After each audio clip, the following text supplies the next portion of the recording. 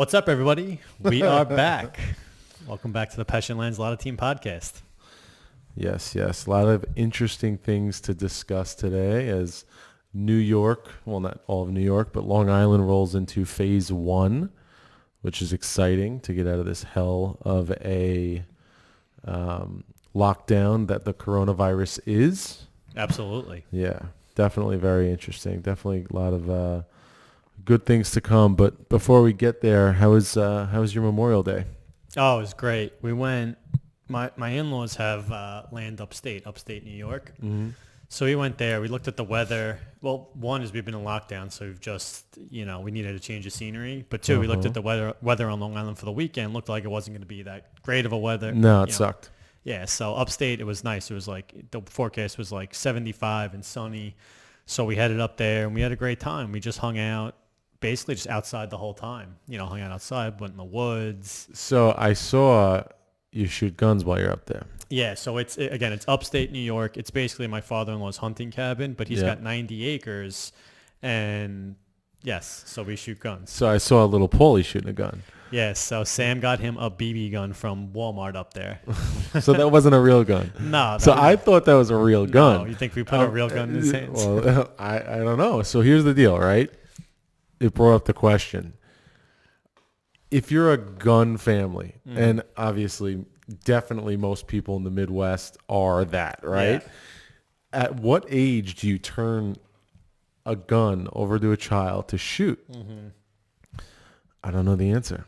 Because if I gave a gun to my son, who's going to be 4 next week, he would shoot everyone in the family and think it was funny. Yeah, of course. Because they don't understand like the finality of you just shot that thing dead. Yeah. You know what I mean? Yeah. So I wonder what like the cowboys down in Texas because in Texas, if you don't have a gun on your hip, you're weird. Like there's something wrong with the guy that can't have a gun in Texas. Yeah. Right? If you're living that lifestyle in that type of location, at the age of 5 or 6, you're probably learning how to shoot a 22 they're or hunting. something. They're definitely hunting. Yeah, definitely. But I for me, like, I just feel like maybe it's just because I'm so New York, but my kids they would never respect that. Yeah. Well, we don't grow up shooting guns. We don't grow up around guns. So it's just a different way of life. It spurred a discussion though. We were talking about it, me and Lauren. We were like, you know what? We're like, is that right? Is that wrong? Is that crazy? Because we thought he was shooting a rifle. So look, we set up the skeet shooting. Like he's got, the homemade skeet shooting. You put in the disc, it flings, and we were shooting the shotgun. Yeah. And Paulie wants to do it, so Sam got him and it's an air pump BB gun from Walmart. So he can't even load it and fire it if he wanted to by himself. Like it takes an adult to load the BB and then also pump it. You have to pump it at least 3 times. Right. It takes some strength. So he can't do it. So the only way he's shooting that thing is under adult supervision. So basically... But he did respect it. Like when he turned around, he put it down. I could see he thought to himself, he said, before I can turn with this thing, I have to put it on the floor and then I could turn. Yeah. So we taught him like we pretended it was a real gun. We told him what to do.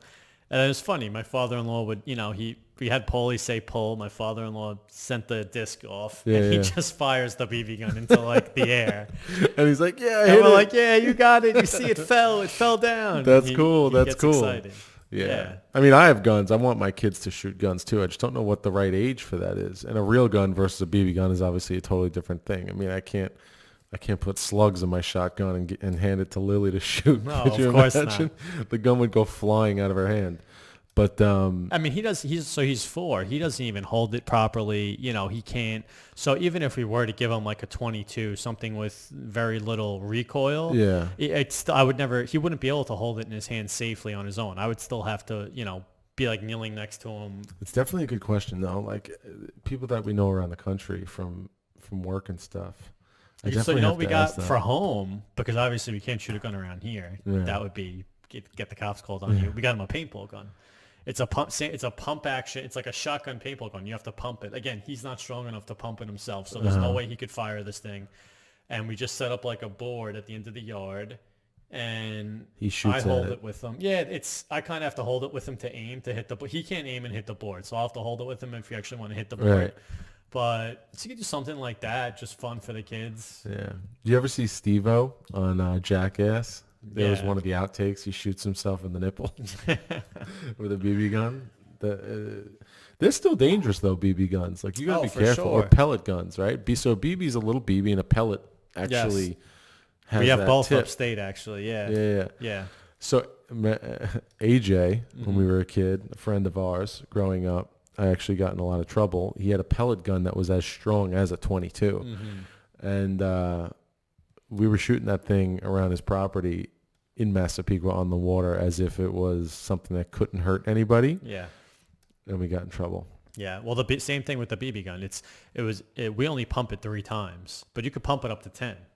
But when he shoots it, I pump it 3, I put it in his hands, and I let him, So the difference between pumping it 10 times and pumping it 2 times. Oh, I'd imagine. I mean, we didn't shoot each other, but I'd imagine if you pump it 10 times and shoot it at someone, you're gonna probably have a BB in your skin. You ever get shot with a BB or no? Yes. Yeah. I've never gotten shot with a BB in my life. I've got shot with a paintball gun. Getting shot with a paintball gun's not fun. No, probably hurts the same. So we went to actually we should definitely do this one of these days. There's this place in Pennsylvania. It's in what's that first set of mountains when you get into Pennsylvania? The Poconos. The Poconos. So it's in the Poconos, and it's called Skirmish.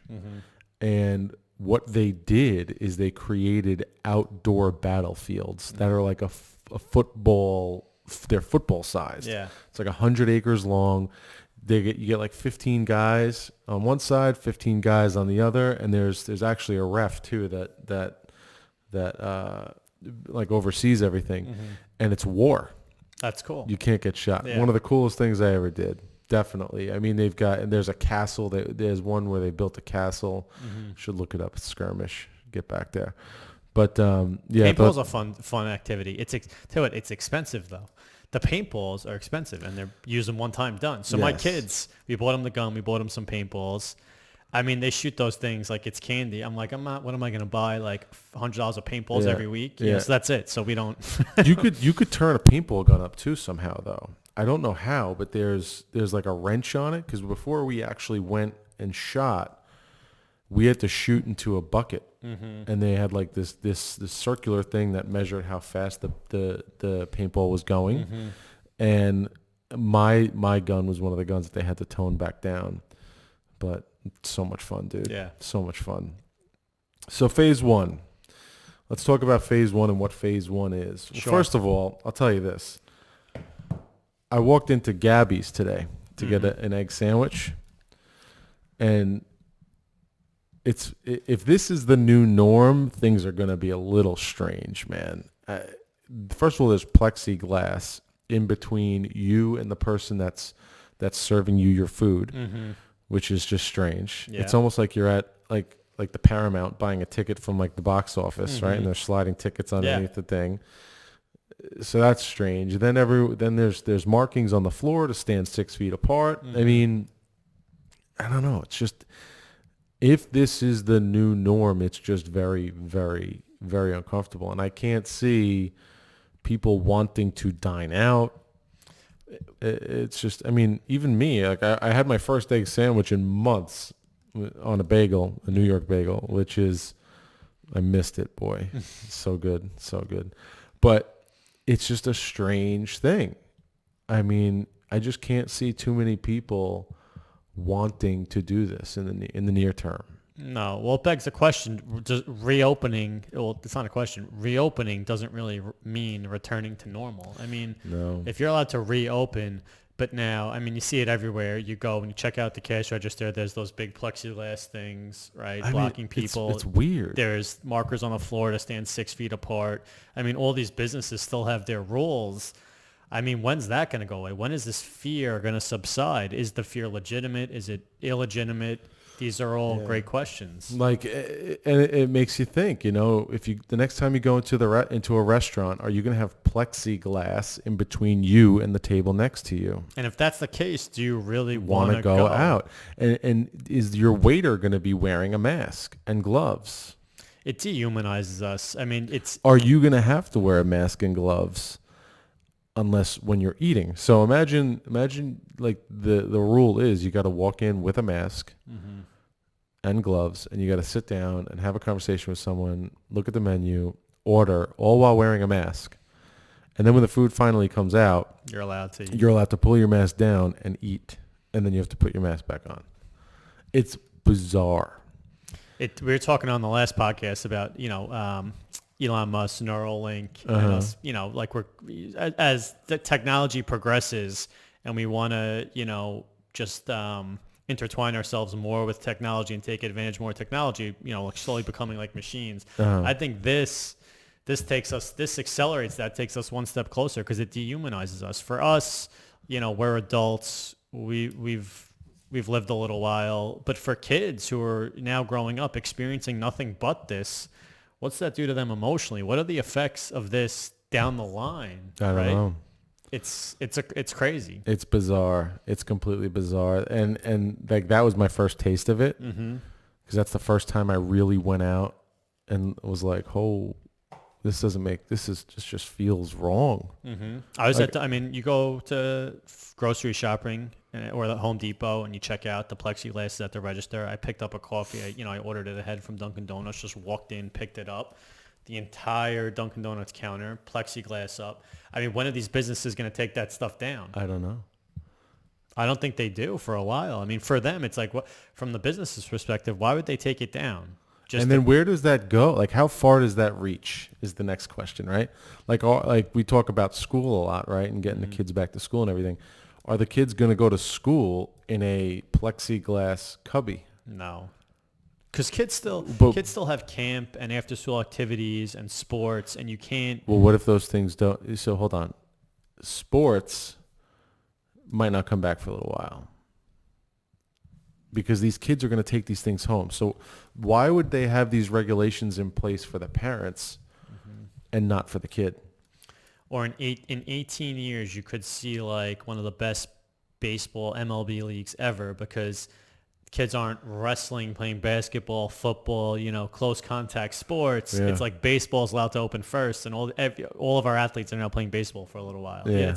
Who knows? The whole thing is crazy. Yeah. I feel bad for the kids the most. It's my daughter was supposed to graduate preschool and she's off to kindergarten, right? That whole ceremony is shot. Yeah. That's sad, and there's no finality to it too. Like, so she's been going to St. Luke's in Dix Hills for, I think it's 3 or 4 years now at this. Well, no, we haven't been in the house 4 years. So it's 3 years at this point, right? She's made a ton of friends. Not all of those friends are going to the same school. So it's sad. Like some of her best friends, they live in Plainview, or Deer Park or Kings Park? Deer Park. So some of them live in Deer Park. She's not going to be going to the same school as these kids. No, she never really got to say goodbye. She never got to say goodbye. She never got to graduate with them. The parents didn't get to, after 3 years of watching their kid grow, be able to do that. It's just, it sucks. It's something that was taken away from us and the kid. And it's like, these things, it's funny. Like when this whole thing kicked off, you don't think this deep into it, that these changes are going to happen and you're going to miss out on these like little experiences and what that's going to mean to you. But then they start to mount and it's like, well, this fucking sucks. Yeah. Absolutely. It's interesting. It's going to be, who knows where this is all going. So but even like listing appointments and showings from the real estate side, like yesterday I went on a listing appointment. I'll describe how it went down. Weirdest thing that ever happened. Go ahead. I pull up to the house. It's a big house in Port Washington. And I put on, you don't know what to do as a real estate agent because you don't know how people are going to feel. But it's a doctor, so I'm going to respect him. And I put on the mask. I walk up to his front door. He sees I'm there. He walks out of the house and walks right past me. And I didn't even know, like, do I shake his hand? Like, hi, how you doing? Nice to meet you. No shaking hands. He walks out the door. He walks right past me. He stands on the walkway walking up to his front door, and I stood on his lawn. Yeah. And I'm sitting there, and the listing appointment began on his front lawn. Yeah. So we talked for 45 minutes outside of his house And that was a listing appointment. I never got to go in. I toured the property. We had a lot of theoretical conversation. Everything is based around COVID-19. You know, what's happening with the New York City buyer coming out to the island? Are they spending money on houses like this? Is it a good time to sell right now? Why is it a good time to sell right now? If I wait a year, do you think I'll do better? And, you know, the realistic situation is a lot of people feel there's going to be a ripple effect, and in 9 to 12 months, we're probably going to be in a little bit of a deep recession or in the next 3 months. But right now, there's people coming out from New York City spending a lot of money because they want to get out of the city. You know, you try to present all these things. And then there's the whole discussion of inflation with all the money that they've printed and you know, if you could hold the house another 5 to 7 years, it might be worth twice the money, but the money might not be worth what it is today. So it's just a weird. It's so weird. There's so much theoretical conversation, and what do you think based on your professional opinion versus leading up to this. It was not like that. It was more like, you know, what have you sold in the neighborhood? What do you do with regards to marketing?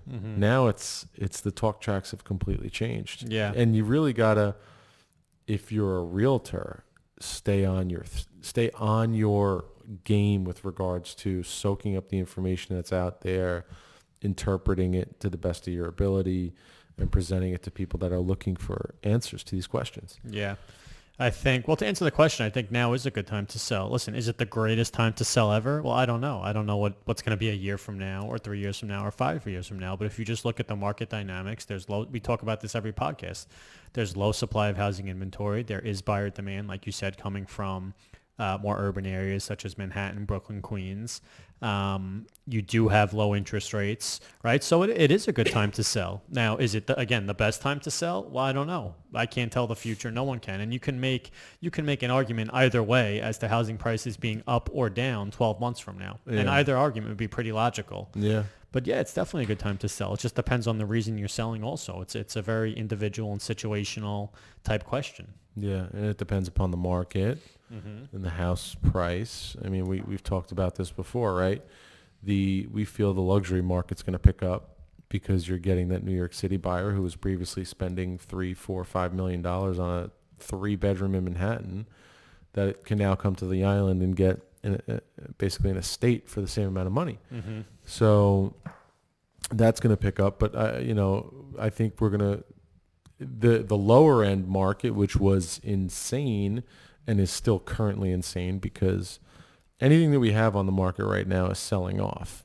Any property that we have that was on the market before this started, the showings have picked up tremendously and the inventory is selling off. So I think right now, today, is actually a phenomenal time to be on the market because there's buyers that are still out there that still intend to buy a home, but there's not at all much to choose from because not many people are putting their house on the market in fear of having people in their home with COVID. So especially if you have a house that hasn't been updated recently or maybe has a few minor issues or wasn't as desirable for one reason or another compared to like a new renovation or a new construction. Now's a great time to put it on the market because there is a lot less inventory. There's a lot less to buyers from choose from. And buyers coming from the city aren't being as picky because they want out. But I think what's going to happen is at some point in the future when those houses do come to market and the effects of the 40 million unemployed, kind of start to seep in, right? Because the employees are the buyers of homes up to 850,000. That's the most of the people that are buying homes in the average price point, they work for somebody. So if unemployment is that high, then there might not be as many buyers in the market for that particular price point. But if you go up to the higher price points, those are your business owners, your investors, et cetera, those people are coming from, the metropolis that is Manhattan. It's going to be an interesting dynamic change in the marketplace itself. But I mean, going back to that listing appointment, just the whole process has changed. And I think it's going to change at least for the foreseeable future. I mean, everything about, like Matterport 3Ds and showings before, actually getting to the house and touring it, it's very, very appealing to people, and they don't want a lot of people in. I mean, the guy literally ran past me to the point where I had to look. I looked behind me. I was like, okay, so I guess this is taking place out here, which I'm fine with. It was just it's strange to not walk into someone's house, tour it with them, and do which begs the question: is it so? Right. So I was talking about being an individual in a situational circumstance. Yeah. If you don't want people in your house, then it might not be a good time to sell your house, because we can do everything virtually at some point and get a lot of interest. At some point, the buyer needs to see the house in person. At some point, an inspector needs to go in there and do their inspection. So yeah, you could certainly limit it to very minimal amount of buyers by doing all of the virtual and digital stuff first, checking pre-approvals and finances first, and making sure if someone comes to the house, they are extremely interested in the house already. They are qualified to buy the house. They are ready to go, but you're still going to have to let people see the house. So if you're okay with that, letting selective, extremely qualified, extremely serious buyers see the house, great. But if you're not okay with that, then you probably should wait, because you will have to let someone in at some point to sell it. Yeah, it's a very interesting thing. Very interesting time. Well, it sparks another conversation too. I don't know if we've ever talked about this in depth, but we have mentioned it.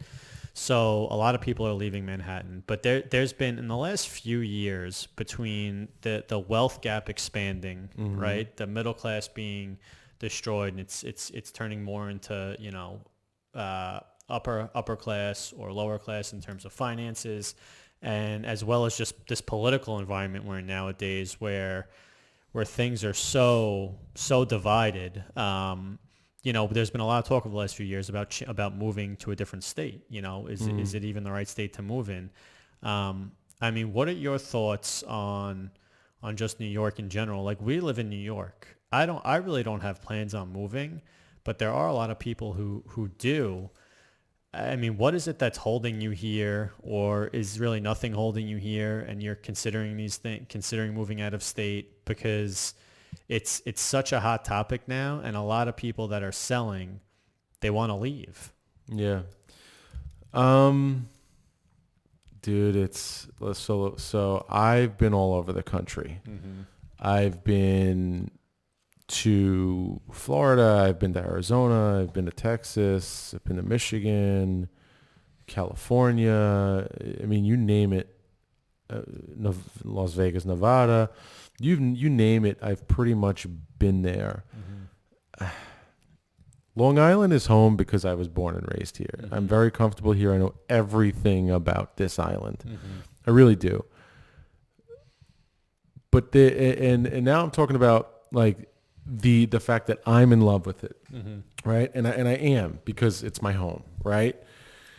But outside of it being my home and my family being here, there's really no good reason to stay here from a dollar standpoint with taxation. Patrick Bet-David did a great video about, the different dynamics of different states, and he compares all the states. And basically, it's like what you say, right, when we have these conversations. And every state is competing for taxpayers, right? And we are taxpayers. If you took family out of the equation, which is a huge chunk of why everybody stays here in New York, there's really very little reason for anybody or argument for anybody to stay. California is gorgeous. New York is gorgeous. We have the greatest city in the world here. And that's why the taxes are what they are. And that's why they feel like it's almost like you're getting a better product, so you have to pay more, right? You're getting a better product in New York. We've got beaches in the summer. I do like snowy winters, which we haven't had a snowy winter, by the way. Well, that's the thing. So there's a couple big considerations are just weather and things to do. In my opinion, New York has some of the best weather. You have fall. You have all four seasons, which is nice. The winters aren't like crazy cold. It gets cold. The summers aren't crazy hot. The one thing I have to say though about New York that as I get older, I'm starting to pay more and more attention to, and I don't know why it bothers me, but it does. There's a lot of gray days, meaning a lot of like the whole winter, a good 6 months out of the year, you really don't see the sun much.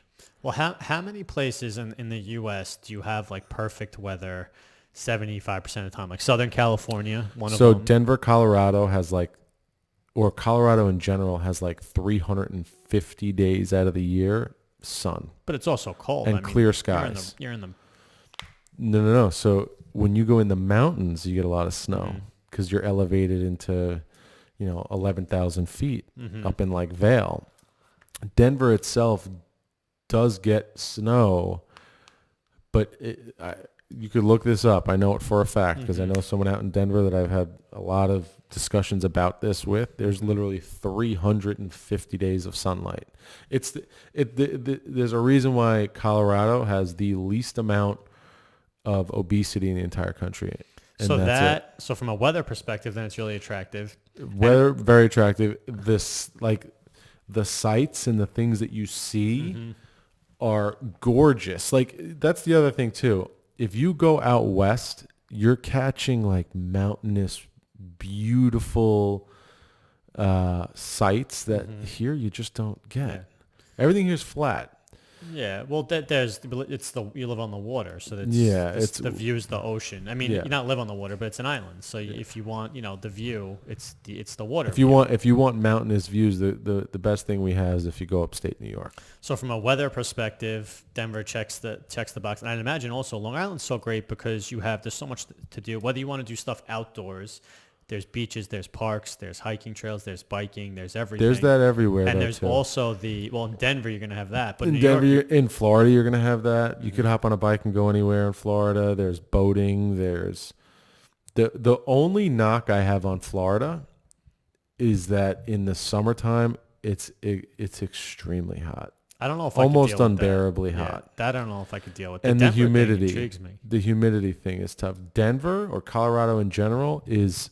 Mike, it's out of control. So what are Denver taxes and politics like? Do you know? I don't know. Because that's the question then. Because if you watch that Patrick Bet-David thing though, it'll tell you. You could go online and you could find these lists that he actually put it out for everyone to download and take a look at. But what I got from that video was California, New Jersey, New York, worst states to live in. So I have it here. Let's see, Colorado. So from a small business perspective. So here's the problem with Colorado. No ocean. You have lakes. So if you like the water, yeah. You have lakes. And that's what people do in the Midwest. They go to the lake. But in Colorado actually checks every single box except the ocean. So from a small business policy, and this is a small business policy index, Colorado is ranked number 12 in terms of Arizona. best states. Arizona might be one of the most beautiful places I've ever seen. From a tax index, also good. Colorado ranks like top 15 for taxes, small businesses, all that stuff. But yeah, I think I need to be on the coast. I don't know if I did move, I would still need, I think, the ocean. Yeah. Which for me is so California, right? But it's the same in terms of like taxes and all that stuff. It's the same as New York. So you're not saving money. I think Florida might worse. California's worse. A lot worse. And in Florida, you don't have. I think it's too hot. You also don't have. I mean, here you have wooded areas. I just think Florida's not. Florida you have the Everglades. That's their woods, right? Which is not the same woods as Long Island. No, but if I look, here's what I'll tell you. My favorite parts of the country that I've seen so far, South Florida is up there. I could live there. 100% I could live there. But you need a lot of money to live there. It's not cheap to live there. A lot of people think Florida's cheaper. It's not. Well, depending on where you go. Tampa is actually supposedly a great place to raise a family. So Tampa might be a place that you'd want to go as well, but that's northwest Florida, and you're in the Gulf.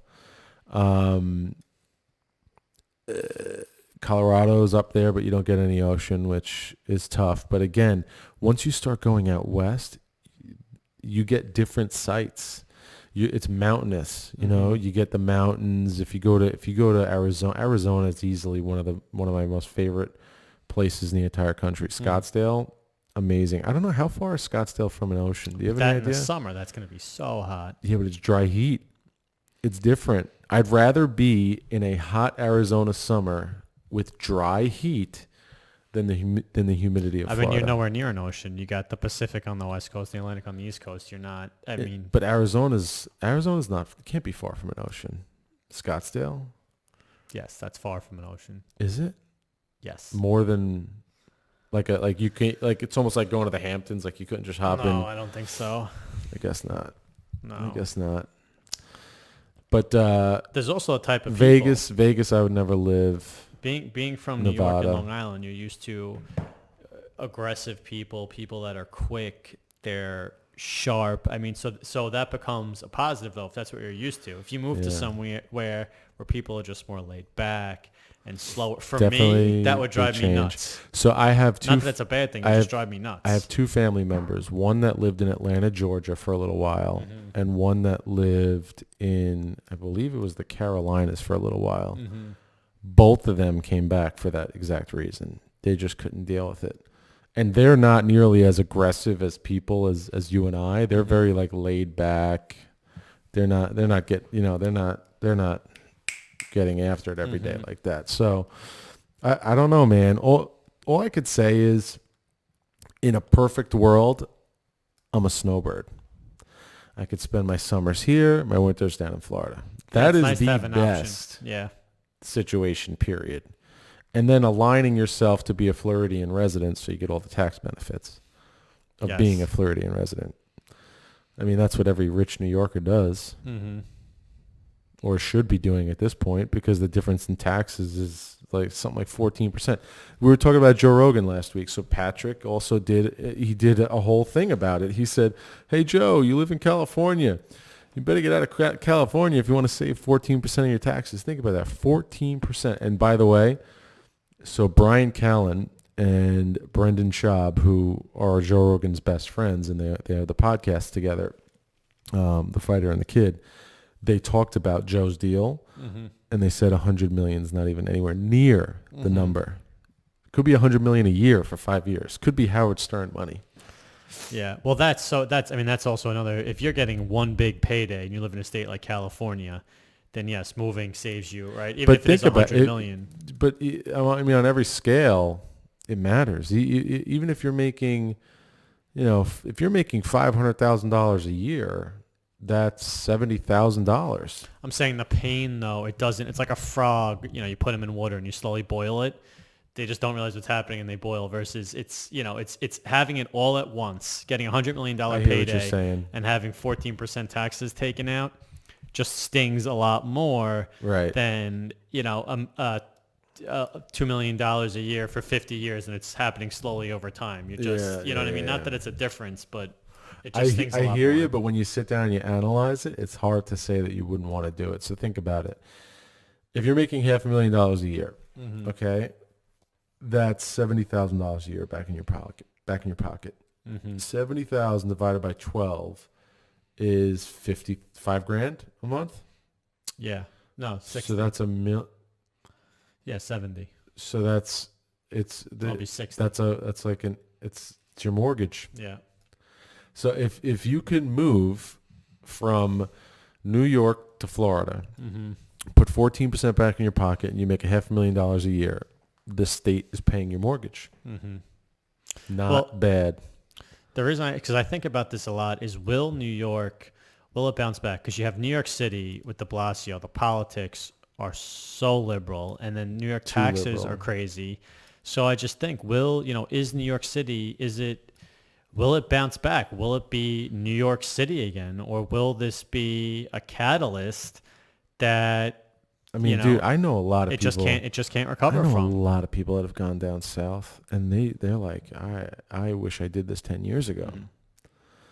But then is it just the influx of population? Is Florida going to be New York in 10, 15 years? I mean, what causes that to happen? I don't know. I mean, here's the other question. In terms of, how does Florida afford not taxing their residents the way they do? Well, so it's interesting. They have a higher sales, so they make it up in sales tax. New York sales tax, I think, was 8% or something. Uh-huh. Oh no, 4%. Yeah. And Florida's sales tax is higher. So everyone thinks, my income tax, but there's other taxes you pay on just everything you do. Every purchase you make, you pay a sales tax.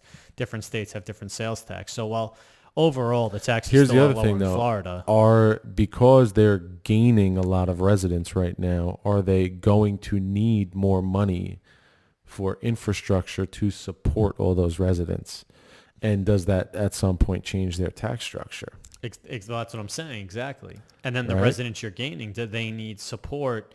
You I mean, have to send those kids to school. You have to provide, Yeah. health care, et cetera. These all have costs to them. Do you slowly need to start raising that's what I'm saying. Does it not become New York in the sense that Florida becomes Manhattan or Miami becomes Manhattan? Yeah. That's not going to happen. Well, Miami will never become a Manhattan. Yes, that's I'm saying, like does it become it in the sense of... That's a Latin hub. Yes. Miami. Maybe like, I don't know, like a Lauderdale or a Tampa. I mean, it's very different, Florida. I don't know. All I could say is I think about it a lot. I think a lot of people who live here are thinking about it a lot. I think definitely New York City residents are thinking about it a lot. I mean, we've had discussions with people who have been commuting to and from the city for 40 years, 35 years, something like that. And everybody they know are having the same discussions. I mean... there's still people in like the Midwest, though, who want to, move to the big city, the Big Apple, and make it, who want to experience that city lifestyle. As I understand it, Florida, the west coast of Florida is the Midwest. So if you go to the east coast of Florida, it's all upper east. It's all northeast transplants. Boston, New York, Philly, right? Probably mostly New York. If you go to the west coast of Florida, it's all Midwesterners that are retired. So you can literally drive from one coast to the other and it's a completely different feel and a completely different crowd of people. It's probably a lot slower than the East Coast. Yeah. The East Coast is like little New York. But I'm saying is the city, I think for some people, the city's still going to have its appeal. They're going to it will, 100%. People, but I think we got to get through this virus thing before that happens, Which is when? That's undefined. Yeah. I mean, even in that listing appointment yesterday, the whole discussion was, depending upon what happens with this virus and the changes that ensue or become the new normal as a result of it, is going to really dictate what your asset's worth in the future. Yeah. But here's what we do know, and we know that the government printed a lot of money. But that happens slowly. That's like, if you want to buy a stock and you're like, well, let's see what happens with this company and this product they're developing. By the time you see what happens, you've probably missed your opportunity to buy. Which is why I told them, look, the only way you're going to know what the right move is if we get this on the market today, you list it, and you let me do what I do and bring you offers. If you like the offers, you take it, you move on. If you don't like the offers, you don't take it, and we list it again and when you think you're going to get what you want. That's it. You assume the most risk by acting early. But if you really want to reap the benefits, you have to act early. You have to act before you also else catches assume on. You could very easily assume more risk by holding it. What if we go into a prolonged recession in a year from now because of everything that's going on? Right? Then your asset's screwed. And then what if you have to liquidate during that time for whatever reason? I guess it depends on your tolerance, your risk tolerance level. And your staying power. If you're not making money over the next few months, can you sell that? Can you afford to still hold the property and let it appreciate after you get through the mess, or can't you? Right. Speaking of what we did over Memorial Day, by the way, so crazy situation. So we went hiking. Me, my wife, my family. My daughter, the youngest, Mila, likes to walk off the path and into the brush. So she did it like 2 or 3 times while we were hiking. We think nothing of it. We go home, spend the rest of the day at home. It's a nice day. We barbecue. We have dinner outside, the whole nine, right? We go in to give the kids a bath, and my wife finds 6 ticks on my daughter. Were they crawling? Where were they? They were like all over her torso. Like one was up by her neck. The other one was like on her side. The other one was like down by her hip. Bad. So. Were you able to just pull them right off? So I have never seen a tick in my life. Ever. And I am not built for that stuff. Like it's not my, like I run the other way. So my wife strips my daughter down and gets all the ticks off her, throw her in the toilet, flush them. Then we have to check the other kids, right? The other kids didn't have it. Then we check my wife. My wife had 2 ticks on her. Then I had to get checked. No ticks on me. But and then we stripped the whole house down. I had to clean the whole thing top to bottom because she was all over the house during the day after we came home. Yeah. But they're not going to jump off her. They want to be on a host, not a toilet. I know, but Jesus Christ. So were they deer ticks? I mean, did you Google? I don't know anything about a deer tick. All I know is the only ones that were engorged, that were sucking blood because they were big, was the one on Lauren. So was it when you pulled it off to come right off, or was it like kind of stuck to her? Because it was... Lauren, yes. Yeah. So that one had already, like... That one already sucked some blood. In, yeah. Not the ones on my daughter. They were very small. Yeah, but they need to be on there for like 24 hours to transmit Lyme disease. Yeah, so right? from being upstate, they need to be on you for like 24 hours. You know, actively like embed themselves, start sucking to transmit Lyme disease, and they need to be a deer tick, or maybe there's some other ticks that can transmit it too. But I'm pretty sure it's just a deer tick can be on there for a while. So as long as you're checking yourself. Dude, I had a breakdown. I that stuff freaks me out because Lyme disease is like a real thing. You cannot. It fucks you up, and you can't get rid of it. No, it's a permanent disease. Well, you have to treat it. Yeah.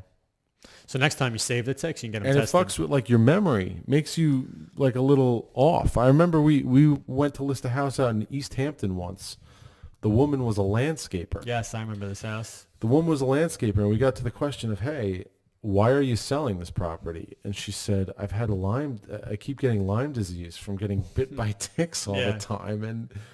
And she's like, I'm becoming forgetful and this, that, and the other thing. I was like, holy shit. You ever hear the story about Plum Island? Yeah, but not tick related. Oh, no, but it's Lyme disease. Oh, Lyme disease. So Plum Island is an island that they say it's a government island that's owned by the government. It's in between the forks. It's out by like Block Island.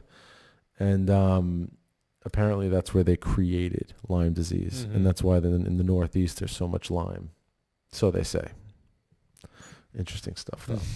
But anyway, so I was talking to the company, the guy. So now, me becoming a frantic mess about this whole thing. Now I'm getting my property sprayed for ticks and all that stuff. And you don't have to work because there's no deer in your area. There's no deer. Well, that's not true. I did see a deer once. It wasn't in my backyard, but I did see a deer. And my neighbors have a lot of brush, and I have one of those black aluminum fences, so it makes me a little nervous because the kids walk the perimeter sometimes. So what do they spray with though? Chemicals? It's insecticides. So I asked the guy though. I said, "Is there anything dangerous about this?" And he says, "No. They spray it. It hardens after 15 minutes. There's nothing to worry about." I wouldn't spray it around your garden. I wouldn't even spray it in the back because there's water runoff. When it rains, that water runs. Even if you spray it away from the garden. Here we go. Now you're making me going to crazy. eat the plants. You're making me crazy. Anyway, the guy did say that we're headed for the worst tick season because we didn't have a tough winter at all. So because we had such a mild winter, he said we're going to have an insane amount of issues with bugs this year. So on Long Island though, Long Island's like so. Island's a tick haven.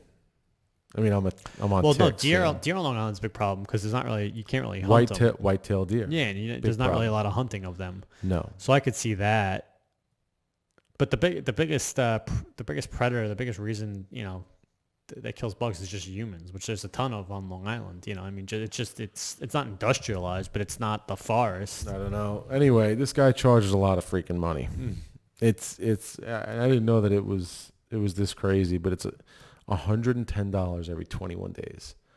The guy has to keep coming back and spraying because they apply it, and then about 21 days later with weather, it's gone.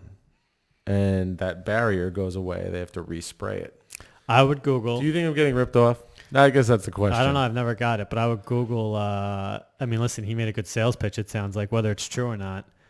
But I would Google the effect of that stuff on the garden. Yeah. You're eating that stuff. Yeah. I don't know, man. I won't do any. My front yard, we do the fertilizer. I mean, I don't. I live in Massapequa on the water, so I don't spray for ticks and stuff. But I do fertilizer and all that stuff in the backyard. We don't do. I mean, I do the seeds, but I don't do any fertilizer, no chemicals. Because my dogs and my kids are always back there. I'm more nuts about chemicals than anything. Yeah. I won't use like any perspirant. I just use regular deodorant because apparently it has less chemicals. I don't even know if that's true, but I've heard that. I have no idea, but I hear you, man. Look, there's so much cancer. There's so much shit out there. What, and apparently the cancer is all, it's all environmental and the stuff that we're doing that's not natural, right? So I wouldn't, but you also don't want to be stinky. No. Well, if I smell, tell me. I will. I've been doing this for a long time, so I think I would have known by now. Yeah, that's true. That's true. Hopefully. I finished Ozark. Oh, season 3? Dude. The end of season 3 is amazing. So spoiler alert if anyone's about to watch, because we're totally going to discuss this, but what a fucking show, man. And where is it headed? You know what, though? It's so funny. I'm so pissed off because I don't know the end of the story.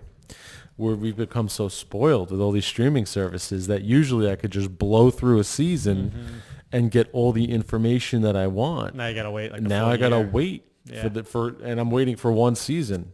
Probably a long time because all production shut down. I know. You're probably looking at a year from now, at least. And will I even give a shit at that point? Well, you'll forget, and then you'll be looking for something to watch. You'll be like, oh, shit, the new Ozark's out. Yeah. And then you'll watch it. That's it. But the one good thing is the movies come straight. They skip theaters. They come straight out now. Yeah, that's good. That's definitely good. That's nice. I'm hoping like a Marvel movie comes out soon and does that. You like that? You like those Marvel movies? I'm not a big Marvel movie guy. I got into Iron Man. Iron Man was great, but that's probably the last thing I ever got into.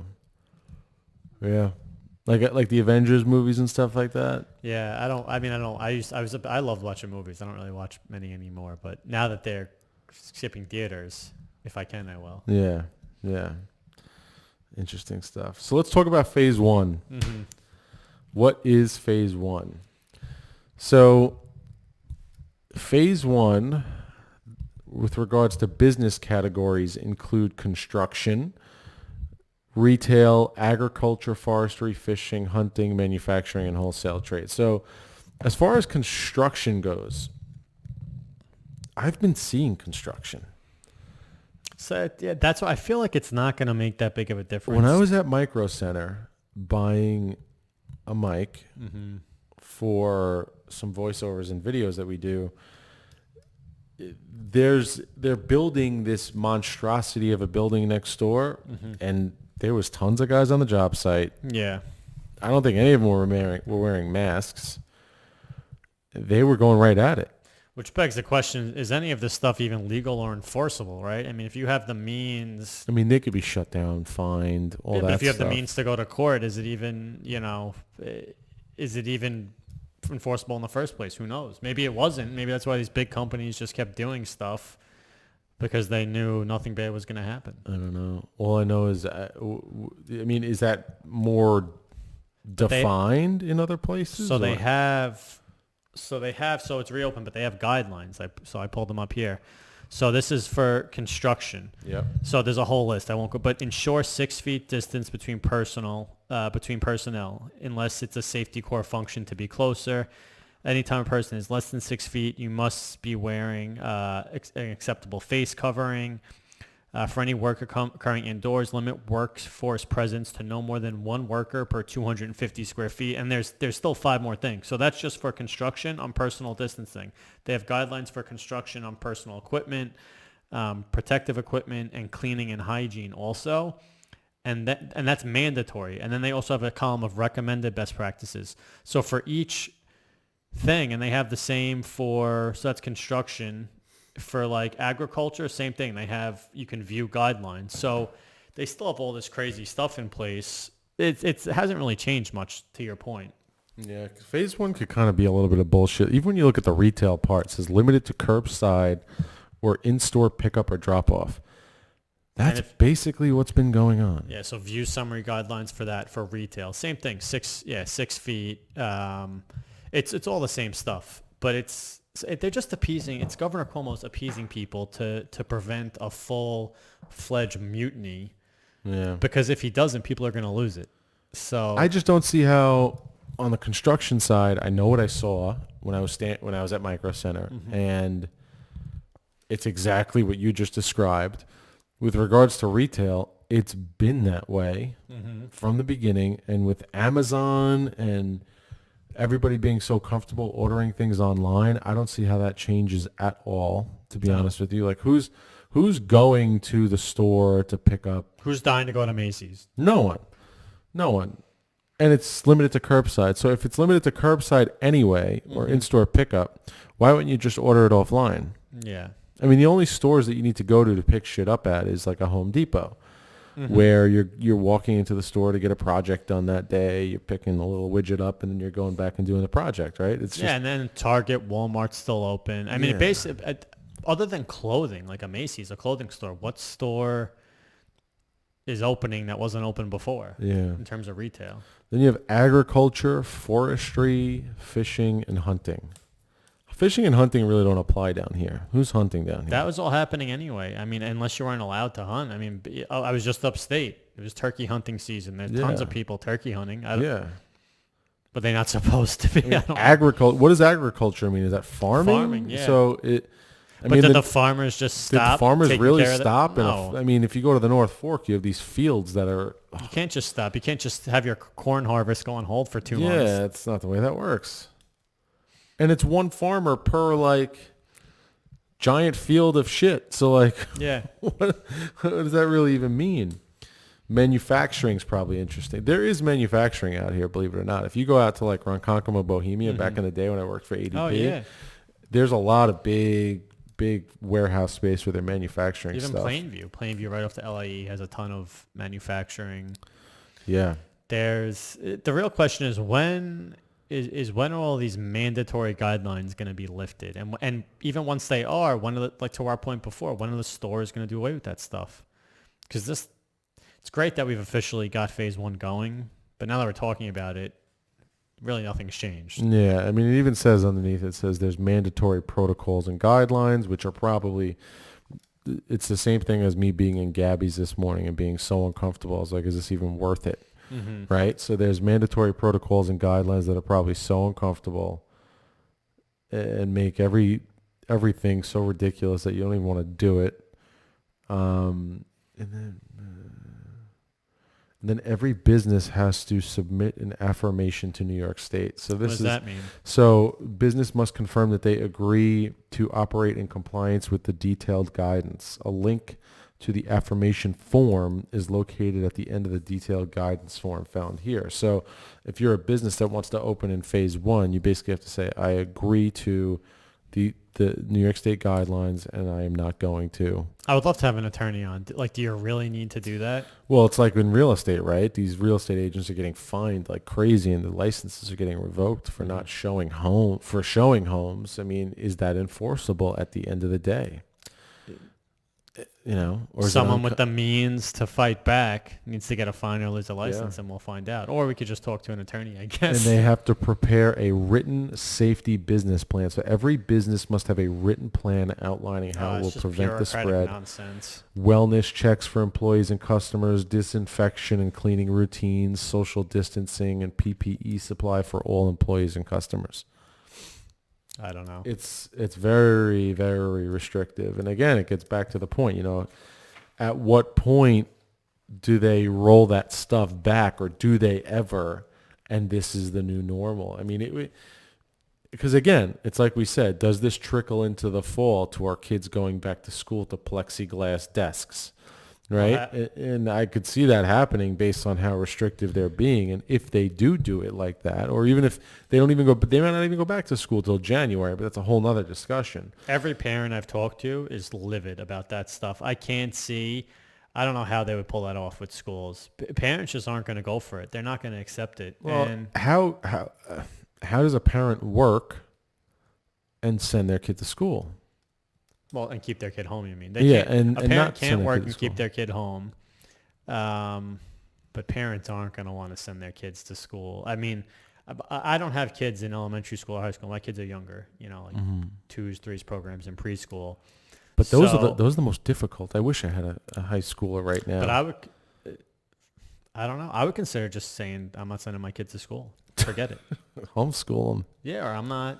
I don't want my kid in that type of environment. Well, it's going to make your kid weird, to be completely honest. It's going to make them a detached, depersonalized. It's going to scare kids. And it's going to scare the shit out of them. I mean, imagine being a kid and being dropped off by your mother to a place where that is essentially like jail. Yeah. Well, you've been told since January, February, March, April, May, June, July, August. So that's 5-6 months that you can't go near people. We're social distancing. Like even my daughter, I see it in my daughter. She's 5, and she's like, she won't go near people. Is that what you want? No, it's fucking weird. So like we're walking down the street. Someone will be walking down the same side of the street. And she's like, okay, guys, we got to cross the street. And I'm starting to think to myself, like, is this going to leave like a permanent impression on her? Is this going like at some point it will? Because everything you do with kids, it's impressionable. It stays with them forever. Well, it's leaving an impression on adults. Are you like when's an adult going to shake someone else's hand, give someone else a hug? Yeah, well, I mean, we're in. And so that brings it back to the point of how much of this is because of regulations and rules and laws, if you want to call them that, versus just fear. People are just mostly fearful. Fear. It's mostly fear. People are being fucking ridiculous to a certain degree. I mean, I agree with being cautiously re-engaging people, but when it comes to things like what I just described with my daughter and just people living in this perpetual fear, I mean, at some point you got to get over it. So we just spent the whole weekend with my in-laws, my mother-in-law and father-in-law upstate. They don't, they're at home, they're retired, they don't do anything, they're not going anywhere. Spent the whole weekend with them, 3 days, 3 nights, whatever it was, living with them in a small little house upstate, hanging out with them. The kids were playing with them. When we left, I said bye. I didn't shake my father-in-law's hand. And me and my mother-in-law went to kiss, and we're like, well, and then I thought about it. Like, I'm like, this is crazy. Like this. You just spent the whole weekend. We just spent the whole weekend with them, and now we've just been conditioned not to show a sign of affection. My mother and my father came by. They don't really touch the kids and stuff like that. It's weird. Yeah. It's weird. We went for a walk, and we're around each other, but they're not, like, really engaging in the kids. I mean, when you can't touch your family. There was also, so here's the deal too. Like when it comes to parents, I don't know. I'm out a little bit, so I get a little nervous, like the guy I sat down with yesterday is a doctor. He's in the city. So I probably won't go near my parents for a little while because of that. I just don't want to be responsible for getting them sick. But to that point, it could come from anywhere. Well, that's the other thing. Everyone thinks these masks are like some type of not invisible, some type of force field that can't be penetrated. No, they're bullshit. I mean, listen, I don't know the actual efficacy of them, but they probably do some good. Supposedly nothing works unless it's N95. I mean, it's not 100%. If you're just alive, going out doing things, you're at risk to get it. You can minimize that risk by wearing the mask and gloves and all that stuff, but it could still happen. It's not like it's impossible. So, But I mean, look, once you start talking about like the chain of people, then it gets out of hand. Like my father is in construction. He's back to work. He's doing his thing. He's not at the job sites. He prepares the job, but his guys gives his stuff to his guys. His guys take everything to the job. They're on the job. They come back to him. They go to the warehouse. They go to the warehouse. He's in the warehouse. Right. So it's like, and then you got him, and then there's extended family of cousins and kids, and who knows where they're going. And before you know it, it's just, and that's why if you think about it too much, you could drive yourself absolutely up a wall. Mm-hmm. You gotta do what's right for you. I think it's a personal decision. I don't think anybody should tell anybody one way or the other what they should be doing at this point. I totally agree, which is why I don't think the government should just stay out of it. They should stop telling people. They should inform people so that everyone could be knowledgeable and people can make their own decisions. Yeah. And if someone's decision is to be safe, then by all means, government give them some support so that they can afford to not go to work or do whatever so that they can remain safe. That's fine. Yeah. Well, I don't know. Interesting times. It's tough. It's tough to talk about without saying cold or like I sent something to my family about the coronavirus being a hoax. Like there's all this stuff online. People send emails, texts, all this stuff. So I just sent it just because it's interesting and it gets everyone going. Yeah. And the first thing someone responds is, well, why don't you send that to, one of the 100,000 people who lost someone. And then, it's like, it's hard. Yeah. But that's not what we're saying and not trying to diminish it. Well, here's a fact that when you say it kind of makes you think twice about what we're doing here. The average age of death with COVID is higher than the average age of death. I mean, that's kind of ridiculous.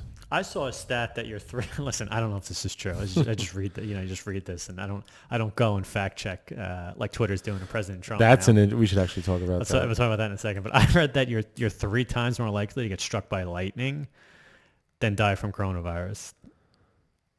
So then what the fuck are we doing? What are we doing? Yeah. Let's talk about, so I brought it up, the Twitter and President Trump now having a battle. Which is hysterical, first of all. Donald Trump got elected because of Twitter, and now he's in a battle with Twitter. Well, he's also the first president to ever really have to deal with social media. Like, social media has only blown up like this recently. It was around for Obama, but it's just like blown up exponentially during his presidency. For Donald, it was actually a gift, and I'll tell you why. Because the mainstream media from when he was a Republican candidate and there was an entire field of Republicans that were trying to become the president, he would have gotten steamrolled by the press. Steamrolled. Well, he did. Trump's getting steamrolled by the press. He did for his whole presidency. Yeah. And Twitter was his outlet to go straight to the people and put out his message, which for him has been a blessing. And previous presidents, I mean, think about it. There was things that were said about them that they couldn't do anything about, right? So if you were a previous president and... But is that true? You could just call a press conference, or what president used to have the talk show by the radio every single night? There has never been a president as direct and forthright. I wouldn't say honest because you never know what's honest and what's not. But there's never been a president that's had the ability in a very informal way to go directly to the people and tell them what they want. There's also never been the ability for the critics to just be so loud and have such a voice as well. That's true. So what Donald did with Twitter is he leveled the playing field in his election. That's pretty much what got him elected. But it's just such a fucking crazy world because, dude, the things that he's coming out with Biden, against Biden, are so funny. It is ridiculous. Like. Did you see the interview with Charlemagne and Joe Biden?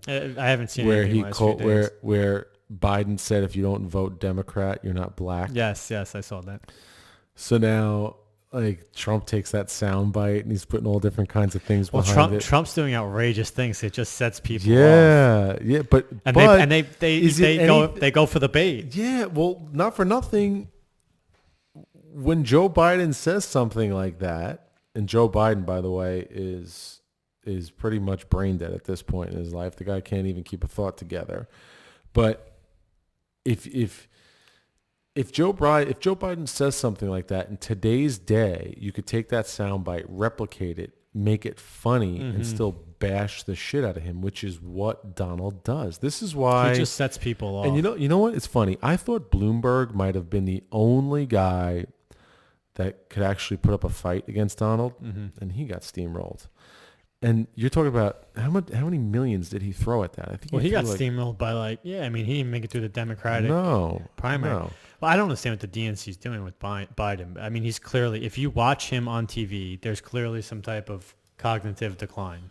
100%. I mean, he can't put full sentences together. He forgets what he's talking about. I mean, it really is. I just don't know how.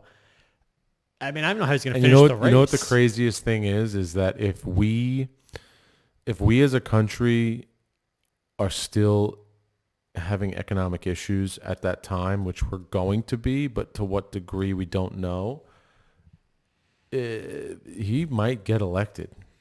I don't see how he makes it till then. I mean, they basically, every time he's on TV or does an interview, it's just another clip of him not knowing what he's talking about, him forgetting what he's talking about. I know. And I have nothing against, it's not a Republican Democrat thing. It's just, I mean, it's clear. I don't know how you could watch it and come to that conclusion. I'm not bashing him, but I also read.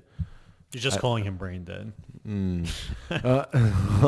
Well, I read an article while Barack Obama was the president that Joe Biden was dead broke when he became the vice president. I think he had some serious financial trouble. I think he I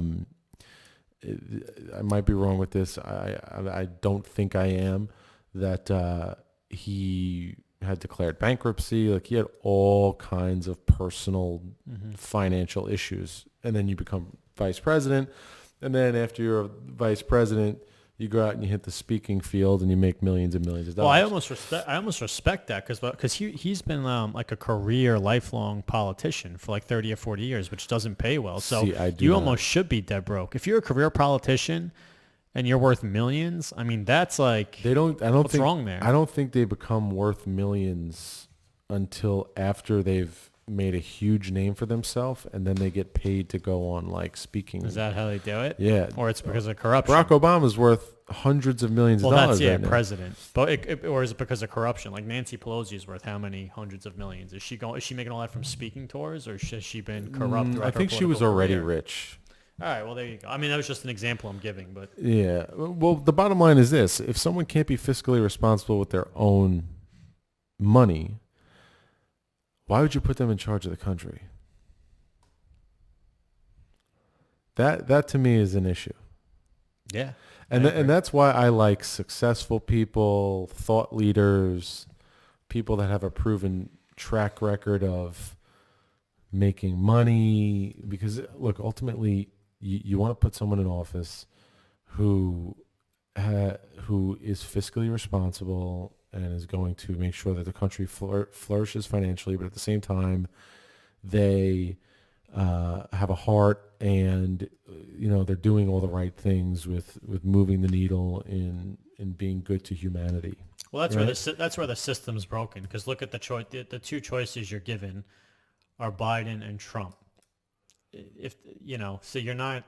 I agree with you. You want to be president. Trump's progressive, though. Trump is progressive. Trump, listen. I mean, I like Trump, but there's also, I think for a president, there's a lot of flaws. My point is, for president of the United States, you would want best of the best if there's 10 categories, in all 10 categories. Yes. And I like Trump for a lot of And reasons. it's crazy to think that But there's some categories that it's like, come on, you're president. There's got to be. We're not getting the best of the cream of the crop. There's no way we can be. I mean, definitely not with Biden. All the jobs. He's 80. He's 80 plus. Well, that's what's crazy. And he's losing his mind. That's what's crazy is that's the best that the Democratic Party can produce. Yeah. Which is It's. I mean, it sick. seems like any option would have been better over him. I mean, someone who's losing their mind. And how is that? How is that the option? Let's get back to though Twitter, because I think we just went off on a banter. So ahead. Twitter, and them fact checking people. So explain what they said on his fact check. Trump tweeted about California's mail-in ballots, and I'm just paraphrasing here. It's going to be a disaster. It's going to be totally corrupt and fraudulent, and it's just not going to be a legitimate election if this is what they do with the mail-in ballots. Yep. So Twitter added a disclaimer at the bottom of that tweet. You can check here to fact check, and essentially what it said, again, I'm paraphrasing, is Donald Trump's or President Trump's claims are false based on CNN and like MSNBC. So two like news organizations that are clearly against him, give him credit for nothing, fight him on everything. They've said there's no factual basis to his tweet, and now Twitter is using that as their fact check. Okay. Well, that's insane. That it's insane because here's why it's insane. It's not a fact check. It's not a fact check, but it's the whole idea of a real fact check is not a bad idea. Right? Would you agree with that? Because a lot of times people are spewing bullshit. No, it is a good idea if you can. So it's a good idea. If you could do it legitimately. But the problem is Silicon Valley is littered with far, far left people. The people who run Twitter, the people who run Google, the people who run Facebook, they're very, very liberal people. Let's just call it what it is. And those people have their own biases. So when you incorporate those people and their own biases with fact checking, they're going to fact check with biases towards left wing ideology. I'm trying to find the exact tweet, but yeah, I mean, listen, it's clear, and listen, it's on, there's bias on both sides of it. But I mean, I know if I put on Fox, I hear praise. I know if I put on CNN, I hear criticism. It's when you're 100% one way or the other, that's bias. Yeah. If if it's always 100%, CNN gives no credit. Yeah. And I mean, I guess Fox gives a little, but very little criticism. So there's bias there because no one's going to be perfectly good or perfectly bad. Right. Oh, here it is. So here's the tweet. So let's just read it. Trump tweeted, "There is no way, zero, that mail-in ballots will be anything less than substantially fraudulent. Mailboxes will be robbed, ballots will be forged, and even illegally printed out and fraudulently signed. The governor of California is sending ballots to millions of people." And then it goes on. And then Twitter put a little disclaimer, "Get the facts about mail-in ballots." And if you click that, it says, on Tuesday, he made these remarks, blah, blah, blah. These claims are unsubstantiated according to CNN, Washington Post, and others. Oh, Jesus. Well, I mean, what? So who's others? I mean, it's unsubstantiated. How about these claims are unsubstantiated based on multiple studies done of the effectiveness, right? Or something like that. That would be fact-checking. You're fact-checking based on, according to CNN, Washington Post, and others. It's madness. It's madness. But like I said, there's going to be a bias, which is a problem.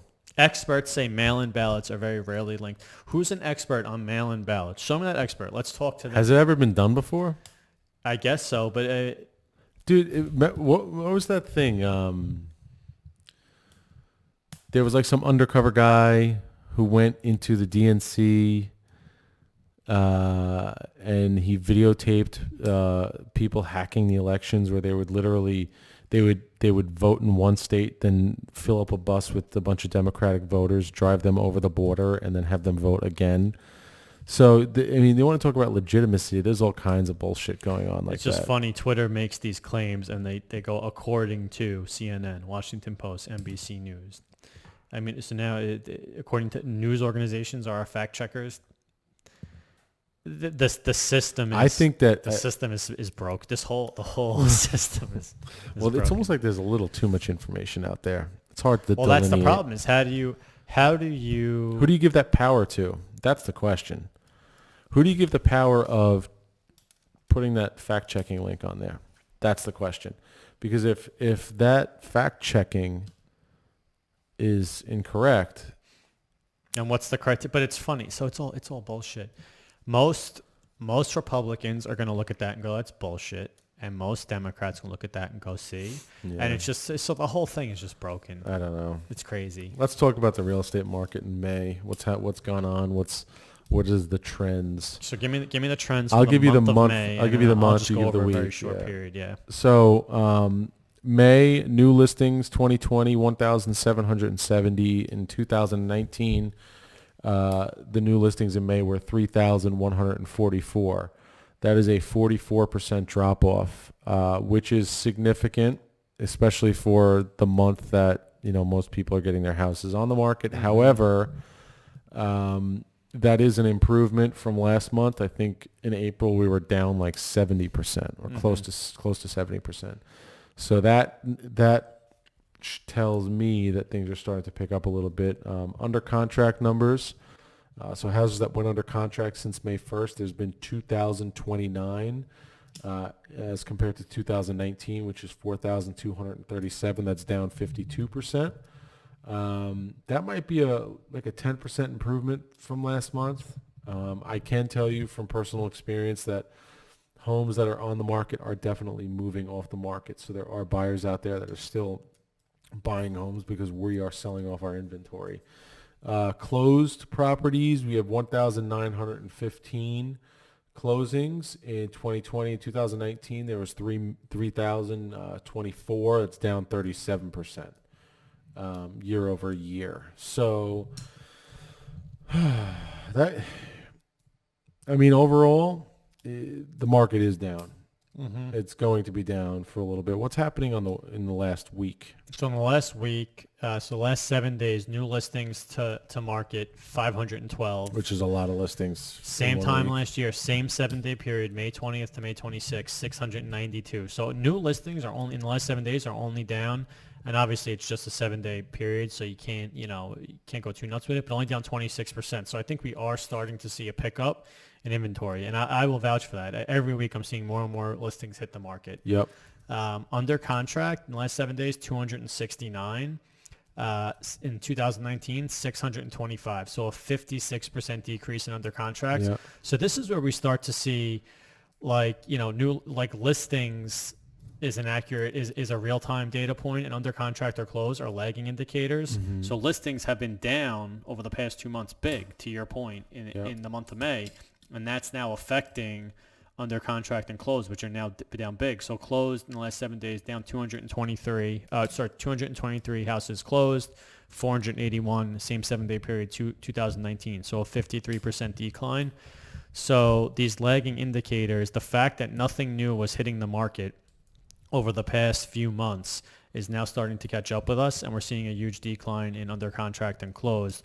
And also, those numbers are down just because the rules and regulations that real estate agents and brokers have to work under, and also to our point of people just being fearful, consumers, buyers and sellers being fearful of dealing with the in-person interaction that is necessary at some point to or another transact in a real estate transaction. Yeah. Interesting stuff. Market is picking up, though. We're going to see a lot of people come to market soon. I think there's going to be a late wave. June, July, August which was traditionally slower months because people had already sold their home and they were just waiting to close on them. Mm-hmm. I think those are going to be the houses where homes are going to be selling. Yeah. As opposed to, and there might be a rush or some kind of, push for very fast closes too. I think that is something that's nice. A lot of this stuff is now a lot of banks and attorneys and people involved in the real estate transaction process are now equipped to do things digitally. Yeah, and I think that's going to stay around a while. Mm-hmm. I think that's going to stay around a while. I don't think these attorneys and bankers want anything to do with getting in a room with 10 people to close a deal. I'll tell you who's got to catch up. Like Nassau and Suffolk County, specific towns, like town of Oyster Bay, is disastrous. To do a title check, like that, to clear title, there's no online database where you can go to see CO's permits. You got to call the town. I mean, it's crazy. It's everywhere else in the world. This stuff has been done digitally. So stupid. Yeah, I don't know. Well, that's all I got. How about you, Mike? Anything else to add? We good? We said it all. We've said it all. All right, guys. As always, this is the Pesce Lanzillotta Team Podcast. If you want to buy, sell, or transact real estate on Long Island, give us a call.